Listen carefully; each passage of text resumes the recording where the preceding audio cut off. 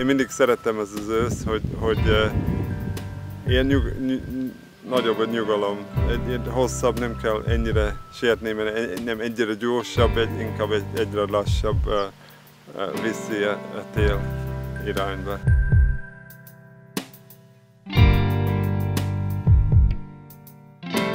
A hétvégenek a téma, a szombati nap ilyen növényápolás, meg ilyen őszi vetés, vagy késő nyári vetés, második vetések, mit lehet, hogyan lehet ápolni a növénynek.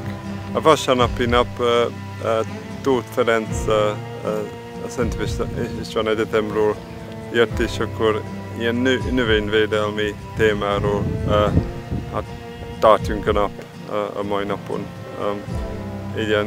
Jobban ilyen beszélgetés, mint szokott, kevesebb a gyakorlati munka, de ilyen nagy melegben az talán jobban is esik a résztvevőknek, hogy kicsit lazabb vagyunk.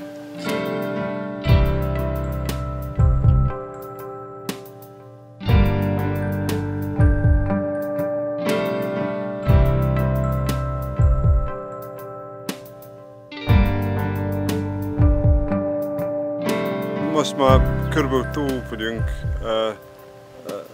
ezen a héten nyomtunk, hogy az utolsó vetés, ilyen nyár vége vetés, az jelent, hogy ilyen retek, spenót, mizuna, rucola,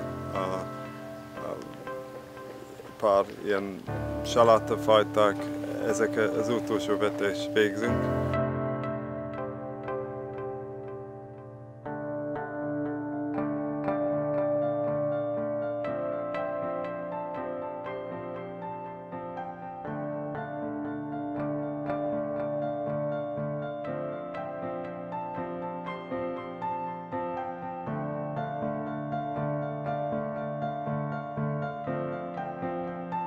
Megvásároltunk ezek mind napos csibék, a Kártki, a Gödöllői Gén állománytól, a Baromfi Gén állománytól, és neveltünk föl, és ezek ilyen, 3 hónapos már, 3,5 hónapos, és abban a tyúkból egy 300 tojó tyúk tervezve, akkor az ilyen október-november fognak kezdeni tojni.